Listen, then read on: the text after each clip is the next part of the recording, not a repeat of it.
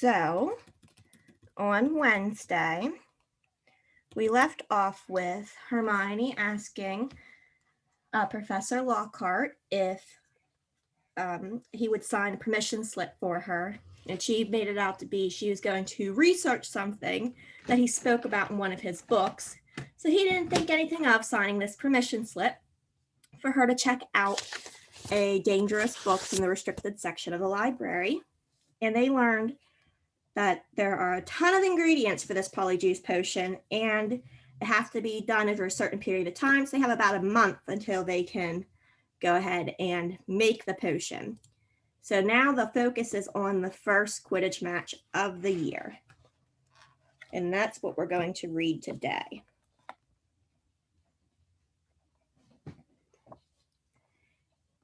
Harry woke early on Saturday morning and lay for a while thinking about the coming Quidditch match. He was nervous, mainly at the thought of what Wood would say if Gryffindor lost, but also at the idea of facing a team mounted on the fastest racing brooms gold could buy. He had never wanted to beat Slytherin so badly. After half an hour of lying there with his insides churning, he got up, dressed, and went down to breakfast early, where he found the rest of the Gryffindor team huddled at the long empty table, all looking uptight and not speaking much. As 11 o'clock approached, the whole school started to make its way down to the Quidditch stadium. It was a muggy sort of day, with a hint of thunder in the air. Ron and Hermione came hurrying over to wish Harry good luck as he entered the changing rooms. The team pulled on their scarlet Gryffindor robes, then sat down to listen to Wood's usual pre-match pep talk. "Slytherin have better brooms than us," he began. "No point denying it, but we've got better people on our brooms. We've trained harder than they have. We've been flying in all weathers." "Too true," muttered George Weasley. "I haven't been properly dry since August. And we're going to make them rue the day they let that little bit of slime Malfoy buy his way onto their team." Chest heaving with emotion, Wood turned to Harry. "It'll be down to you, Harry, to show them that a seeker has to have something more than a rich father. Get to that snitch before Malfoy, or die trying. Harry, because we've got to win today. We've got to." "So no pressure, Harry," said Fred, winking at him. As they walked out onto the pitch, a roar of noise greeted them, mainly cheers, because Ravenclaw and Hufflepuff were anxious to see Slytherin beaten, but the Slytherins in the crowd made their boos and hisses heard too. Madam Hooch, the Quidditch teacher, asked Flint and Wood to shake hands, which they did, giving each other threatening stares and gripping rather harder than was necessary. "On my whistle," said Madam Hooch. 3, 2, 1. With a roar from the crowd to speed them upwards, the 14 players rose towards the leaden sky. Harry flew higher than any of them, squinting around for the snitch. "All right there, Scarhead," yelled Malfoy, shooting underneath him as though to show off the speed of his broom. Harry had no time to reply. At that very moment, a heavy black bludger came pelting towards him. He avoided it so narrowly that he felt it ruffle his hair as it passed. "Close one, Harry," said George, streaking past him with his club in his hand, ready to knock the bludger back towards a Slytherin. Harry saw George give the bludger a powerful whack in the direction of Adrian Pusey, but the bludger changed direction in midair and shot straight for Harry again. Harry dropped quickly to avoid it, and George managed to hit it hard towards Malfoy. Once again, the bludger swerved like a boomerang and shot at Harry's head. Harry put on a burst of speed and zoomed towards the other end of the pitch. He could hear the bludger whistling along behind him. What was going on? Bludgers never concentrated on one player like this. It was their job to try and unseat as many people as possible. Fred Weasley was waiting for the bludger at the other end. Harry ducked as Fred swung at the bludger with all his might. The bludger was knocked off course. "That's done it," Fred yelled happily, but he was wrong. As though it was magnetically attracted towards Harry, the bludger pelted after him once more, and Harry was forced to fly off at full speed. It had started to rain. Harry felt heavy drops fall onto his face, splattering onto his glasses. He didn't have a clue what was going on in the rest of the game until he heard Lee Jordan, who was commentating, say, "Slytherin lead, 60 points to 0. The Slytherin's superior brooms were clearly doing their jobs, and meanwhile, the mad bludger was doing all it could to knock Harry out of the air.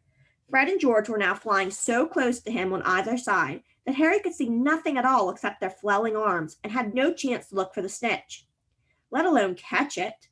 Someone's tampered with this bludger, Fred grunted, swinging his bat with all his might at it as it launched a new attack on Harry. We need time out, said George, trying to signal to Wood and stop the bludger breaking Harry's nose at the same time. Wood had obviously got the message. Madam Hooch's whistle rang out, and Harry, Fred, and George dived for the ground, still trying to avoid the mad bludger. What's going on? Said Wood, as the Gryffindor team huddled together while Slytherins in the crowd jeered. We're being flattened. Fred, George, where were you when that bludger stopped Angela scoring? We were 20 feet above her, stopping the other bludger, murdering Harry, Oliver, said George angrily. Someone's fixed it. It won't leave Harry alone. It hasn't gone for anyone else all game. The Slytherins must have done something to it. But the bludgers have been locked in Madam Hooch's office since our last practice, and there was nothing wrong with them then, said Wood anxiously. Madam Hooch was walking towards them. Over her shoulder, Harry could see the Slytherin team jeering and pointing in his direction. Listen, said Harry as she came nearer and nearer. With you two flying round me all the time, the only way I'm going to catch the snitch is if it flies up my sleeve. Go back to the rest of the team and let me deal with the rogue one. Don't be thick, said Fred. It'll take your head off. Wood was looking from Harry to the Weasleys. Oliver, this is mad, said Alicia Spinnet angrily. You can't let Harry deal with that thing on his own. Let's ask for an inquiry. If we stop now, we'll have to forfeit the match, said Harry, and we're not losing to Slytherin just because of a mad bludger. Come on, Oliver. Tell them to leave me alone. This is all your fault, George said angrily to Wood. Get the snitch or die trying. What a stupid thing to tell him. Madam Hooch had joined them. Ready to resume play, she asked Wood. Wood looked at the determined look on Harry's face. All right, he said. Fred, George, you heard Harry. Leave him alone and let him deal with the bludger on his own. The rain was falling more heavily now. On Madam Hooch's whistle, Harry kicked hard into the air and heard the telltale whoosh of the bludger behind him. Higher and higher, Harry climbed. He looped and swooped, spiraled, zigzagged, and rolled.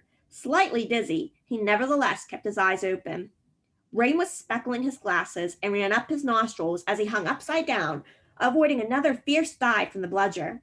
He could hear laughter from the crowd.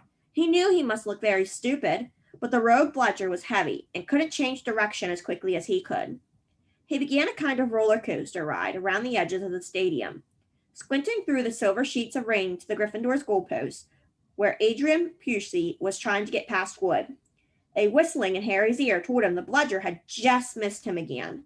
He turned right over and sped in the opposite direction. Training for the ballet, Potter, yelled out Malfoy, as Harry was forced to do a stupid kind of twirl in the midair to dodge the bludger. Off Harry fled, the bludger trailing a few feet behind him, and then glaring back at Malfoy in hatred. He saw it.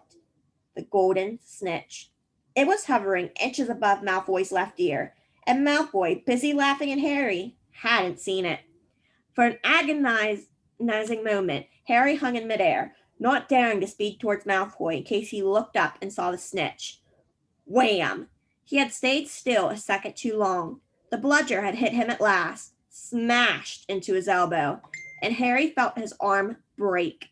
Dimly dazed by the searing pain in his arm, he slid sideways on his rain-drenched broom, one knee still crooked over it, his right arm dangling useless at his side. The bludger came pelting back for a second attack, this time aiming at Harry's face. Harry swerved out of the way, one idea firmly lodged in his numb brain. Get to Malfoy. Through a haze of rain and pain, he dived for the shimmering, sneering face below him and saw its eyes widen with fear. Malfoy thought Harry was attacking him. What the? He gasped, careering out of Harry's way. Harry took his remaining hand off his broom and made a wild snatch. He felt his fingers close on the cold snitch, but was now only gripping the broom with his legs, and there was a yell from the crowd below as he headed straight for the ground, trying hard not to pass out. With a splattering thud, he hit the mud and rolled off his broom. His arm was hanging at a very strange angle.